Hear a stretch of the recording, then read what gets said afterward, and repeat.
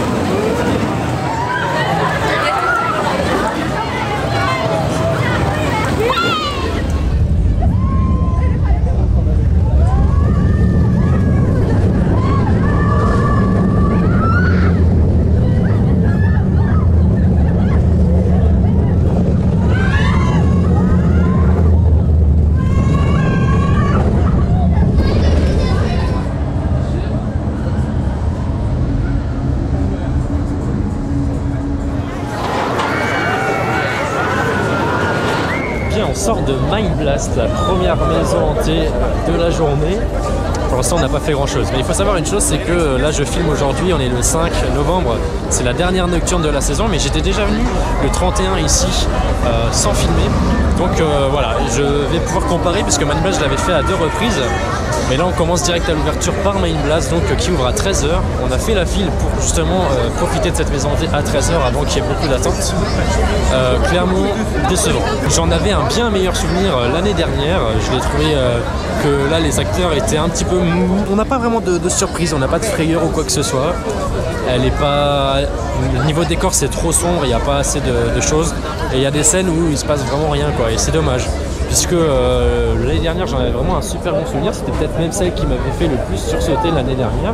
Après je découvrais aussi la maison pour la toute première fois, mais là cette fois-ci bah ouais non, c'est pas dingo. On va faire les autres maisons hantées ensuite un peu plus tard dans la journée, qui sont quand même bien meilleures que celle-ci.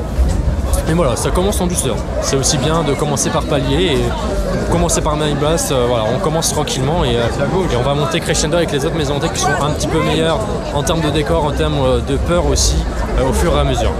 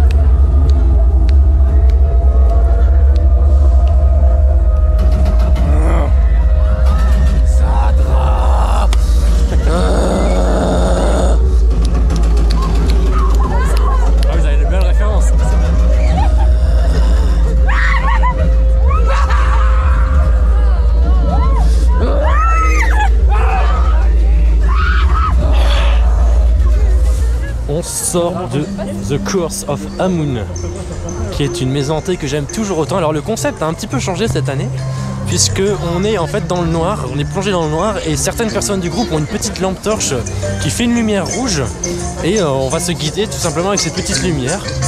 Donc ça apporte un côté effrayant assez sympathique. Ça marche bien plus que lorsque le parc Astérix avait tenté de faire la même chose sur la colère d'Anubis. Je me souviens que c'était pas incroyable parce que malgré tout les lumières étaient restées assez présentes.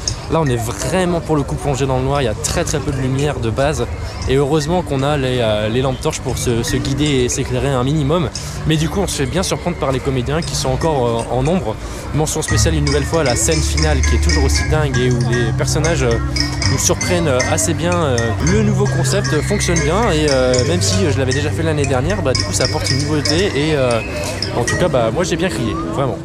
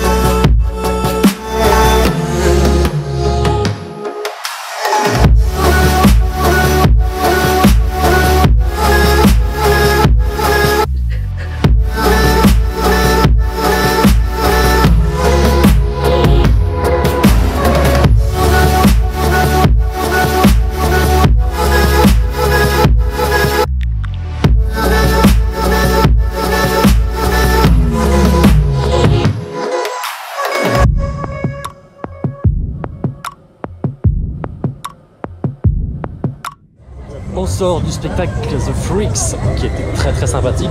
C'est la deuxième fois que je le vois durant la saison. Vraiment très sympa, les numéros s'enchaînent très bien, il y a un bon rythme. C'est un spectacle qui reste assez familial mais malgré tout avec des numéros qui sont un petit peu perturbants et pas forcément toujours très agréables à regarder. Voilà, c'est les freak shows un petit peu typiques de la saison d'Halloween. Mais non, franchement, de très bons numéros et un chanteuse live qui est aussi très sympa et qui apporte un peu plus de rythme encore au show, donc très agréable à regarder. Et là maintenant on va essayer de se faire un petit peu d'attraction quand même, parce qu'à part profiter des animations d'Halloween, on n'a pas encore fait grand chose, donc on part en direction de la Dalton Terror. Et il commence à faire nuit déjà, donc on va pouvoir s'enchaîner quelques rides de nuit, je l'espère tout à l'heure. Bref, en tout cas, on enchaîne comme on peut, mais c'est vrai que c'est pas facile puisque la fréquentation est très élevée sur cette saison là, et il y a beaucoup de monde et de temps d'attente qui sont du coup très élevés sur chacune des attractions principales.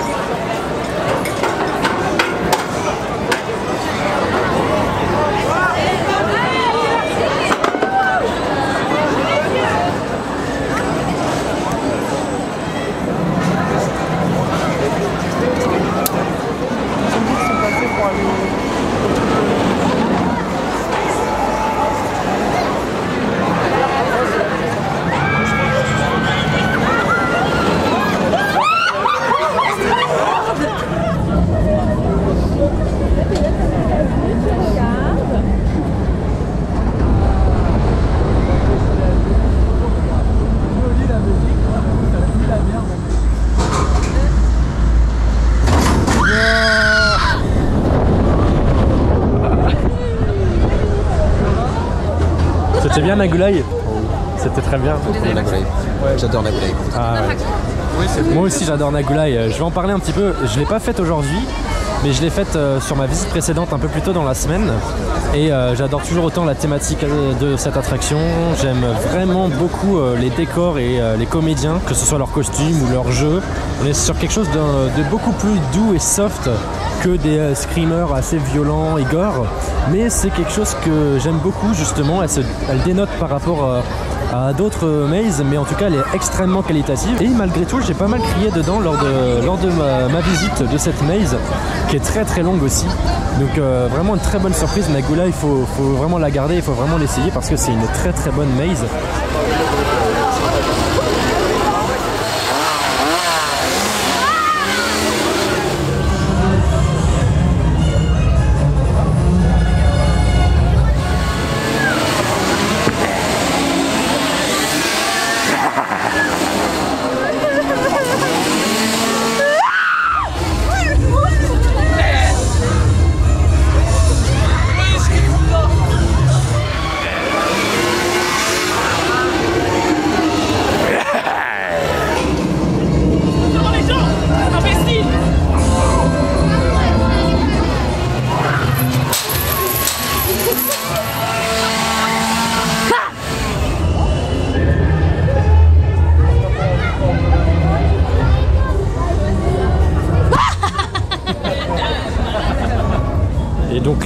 Le maître des lieux, Erwan, nous a rejoint et on va en direction de Condat pour se faire un ride tous ensemble. Ce sera le premier de la journée pour nous. Nous sommes arrivés un petit peu en retard que le reste du groupe qui a pu déjà se faire ce matin. Et on va essayer de s'enchaîner un petit peu plus les attractions, mais il y a quand même toujours autant de monde évidemment. Donc on a aussi The Forgotten qui arrive très bientôt. C'est une maze qui a l'air assez intéressante.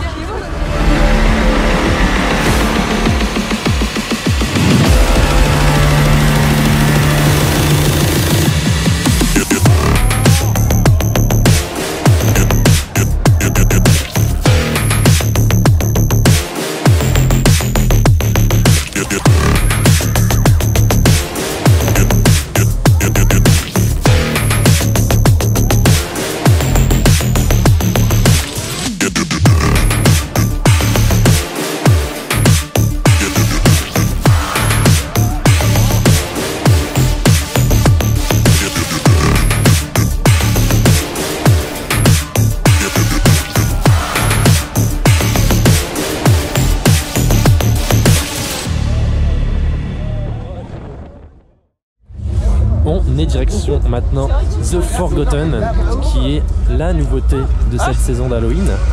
Et elle réutilise en fait pour une file d'attente la maison qui était en extérieur de l'année dernière et qui s'appelait Lost Forest, qui était un petit peu un flop, on va pas se le cacher. Hein. C'était vraiment pas très réussi, surtout au vu du prix. Et donc voilà, c'était un petit chemin en fait dans la forêt comme ça où il y avait des acteurs, il y avait des lumières, etc. Ils ont laissé les décors, ils ont laissé les éclairages, du moins certains d'entre eux, et ça fait une très belle file d'attente du coup pour cette maze, The Forgotten, alors que j'ai déjà testé il y a quelques jours lors de ma première visite et qu'on refait là ce soir. Je vous redonne mon avis en sortie de maison, mais en tout cas déjà la file d'attente elle envoie parce qu'il y a des décors, regardez ça. Il y a des décors, il y a une musique, il y a une ambiance et en plus là il fait nuit. Donc c'est parfait. Et la dernière fois je l'avais fait de jour. Et là de nuit c'est vraiment stylé.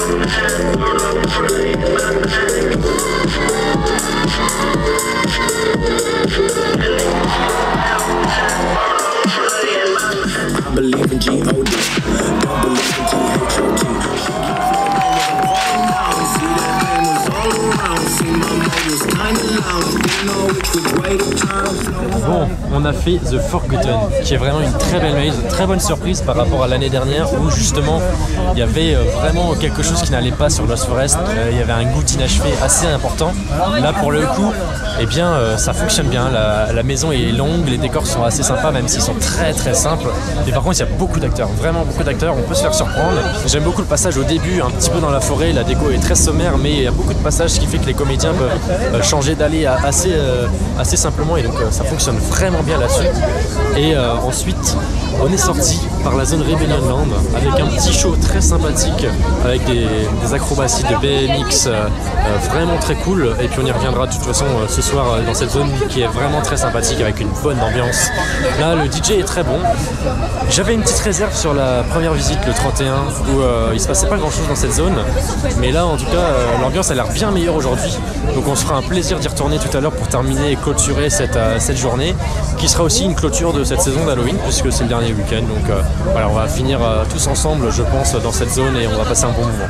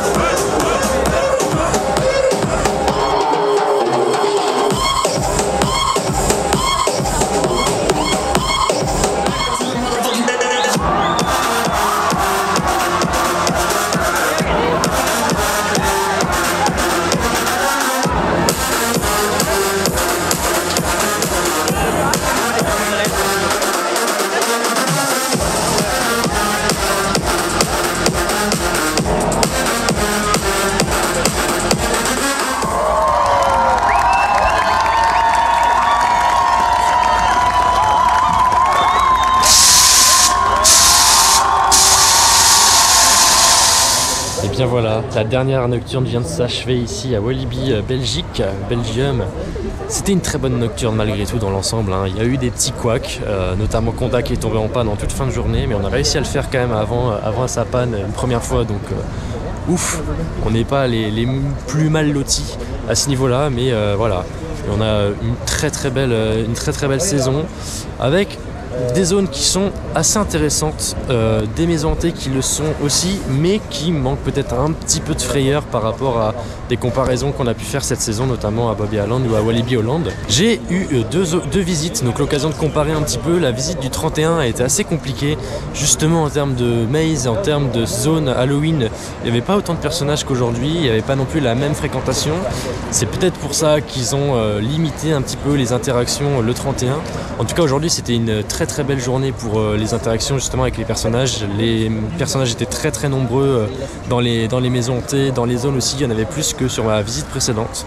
Donc j'ai bien apprécié là-dessus. On a pu enchaîner quand même quelques attractions en fin de journée. Et c'est bien de faire les coasters en fin de journée, ils ont chauffé, franchement il y a de très bons coasters dans le lot, Tiki Waka, Psyche Underground, Pulsar, on a fait des très bons tours dessus, Loup-Garou aussi, plutôt bonne surprise, ça tape pas mal mais les sièges sont tellement rembourrés que finalement le tour reste très agréable.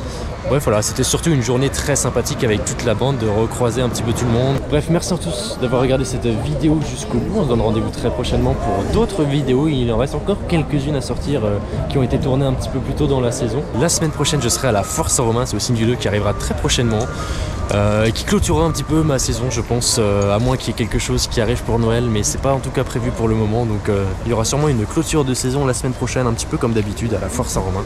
Merci encore en tout cas d'avoir regardé cette vidéo jusqu'au bout, à très vite, salut.